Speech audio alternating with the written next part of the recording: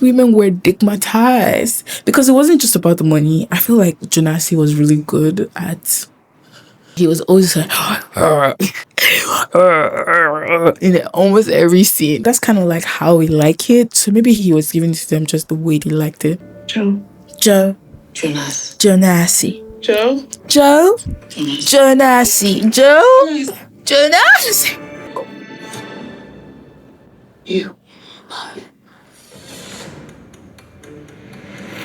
And that's all I needed to know, that the show, I was not prepared for the level of, there are no words. This show lives in my head rent free. I literally dreamt of Jonasi. I almost got mad at my husband. That's how bad it was. Who are you? You know? She would never, but she did. So let's get into it, because this show opens up to Joyce stepping up to her obviously secondary home where her husband has a side chick there, and she's like, I know you've not been introduced to class and you don't know what class is about, so I'm inviting you and my husband to our 20th anniversary. And I'm like, oh my gosh. I kept telling my sister, because I watched this over the weekend in one session. I could not sleep that night, and I was telling my sister, like, they're not real. This cannot be real, until I came on the internet and people were like, I married a Jonasi. Just the literal lack of self-love that all these women exhibited. Let's get into the character. Joyce is a powerful woman by all standards. She's, I think, a nepo baby, because she says she kind of raised the money that Jonasi used to, begin his career, and her dad also provided the connections that he needed. So she did not come from a humble background. She was also a successful influencer, right? She had a whole bunch of women looking up to her. She could have just taken her power and, influenced these women and being a figure of liberation, of self-love, of self-belief and all of that. But she chose not to. And I can't for the life of me understand why she was so understanding. I know she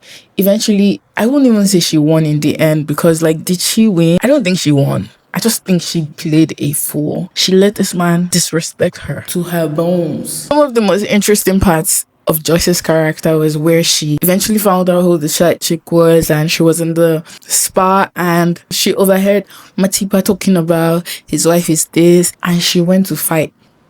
She fought Matipa and literally beat one of the spa attendants. But this same woman literally crawled on the floor begging Jonasi while he was running away to his side chick, and she crawled on the floor. But the moment she decides, maybe I should choose myself, maybe I should, give him what he wants, this man does a complete 360 and wants to. Isn't that at that point you should know that he wants to control you? He does not even want to address the past, and she does not demand any form of, there's no repercussion whatsoever on her side. There's no, why did that happen? There is no nothing. She just lets everything.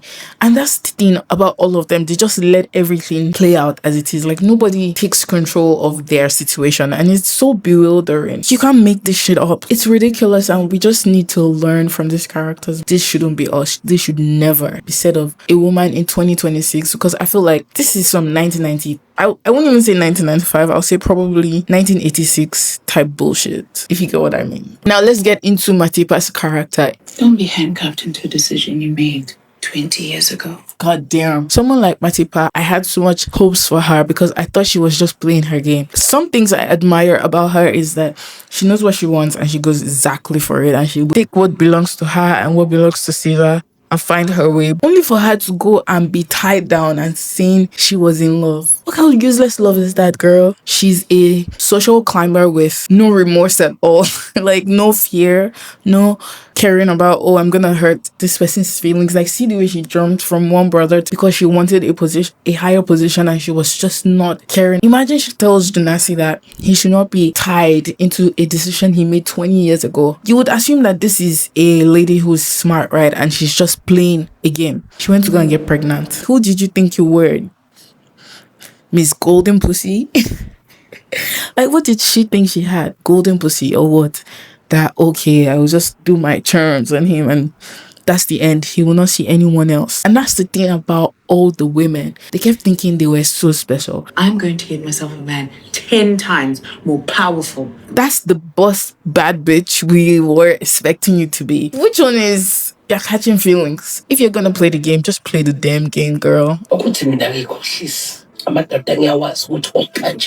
A very irritating character for me, as in downright embarrassing character, is Essie. Imagine the part where she says she does not lie to herself because she knows that all men are like Jonasi and what men truly want is peace. Does that justify the years? If Joyce has been with him for 20 years, she's probably been with him for 25 or 30 years. So it was peace she was giving him the whole time when he was frolicking with other people, never claiming her or her kids. Like, what kind of self-hatred is that? Damn. If men are going to be men, women at some point should learn to be smarter, right? We should learn how to play these games just as well as men play these games, but we're blinded by emotions. But this is just stupid emotion because I could never. I'll say the way these women acted has a lot to do with, the way they were raised. For instance, Joyce's mother was such an embarrassment. And I don't know if it was the money that was driving them because, again, these are not poor people, right? You see what your daughter is going through. This man will be the end of it one time and that's all you have to say. Come on. Representation is so important because when you see strong, independent women and you look up to those women, you will not be taking rubbish and nonsense from the people that are in your life. Even that black young one, I thoroughly felt hundreds of emotions when watching that show, from disappointment to excitement to, excitement especially about the sex scenes because, oh my gosh, maybe that was the thing. These women were stigmatized because it wasn't just about the money. I feel like Jonasi was really good at, because like he was always like in almost every scene. That's kind of like how we like it. So maybe he was giving it to them just the way they liked it. And even for the youngin, that young girl, the daughter's friend, he literally opened her eyes to everything. 11-course meals, foie gras. Looked at her and was like, foie gras. And he even played out his BDSM fantasies with that girl because she was just so naive, but also like kind of introduced her to very interesting sexual experiences. And maybe that was the magical thing he had. But now let's talk about the man, his brother. While the other ladies were acting like, I'm gonna be respectful and not call them little bitches, the brother was a big little bitch. Is this how people act in the face of money? Because like, how much was the money? Even if it's Tony Elumelu type money, like, come on, the money is in your bank account. How much are they giving you? No voice. He tied you down for years, made you claim to be someone else's.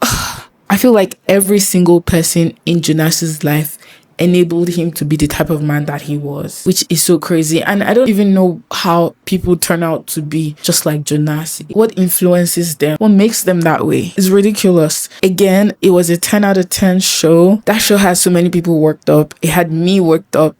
I would love to hear your opinion. Well, who was your most annoying character? For me, the most annoying character was Jonasi himself, followed by Essie because she was so ridiculous. Like, imagine that scene where my mind could not even grasp it. Like, I didn't even know Essie was his type. Next to me, just see big bomb. Kilo J, bro. Essie, damn. With your big ass, girl. Like, I didn't even see that coming. Characters I was super sorry for, but eventually was not sorry for because, come on, girl, you were an adult. I mean, I know you've had so much trauma in your life, and I'm talking about Essie's daughter, but come on, why this jealousy was like palpitating, and she was like saying it's a cry for help. Keep crying, little bitch. Even when she realized who her father was, she still made excuses for him. She was still interested, dying for a love like that. I know it's all trauma, I guess. The only person who had last laugh is Joyce. I feel like all the compromises and everything she had to go through, it was not worth it for that last laugh. Shit, maybe it was worth it. Maybe it was worth it, because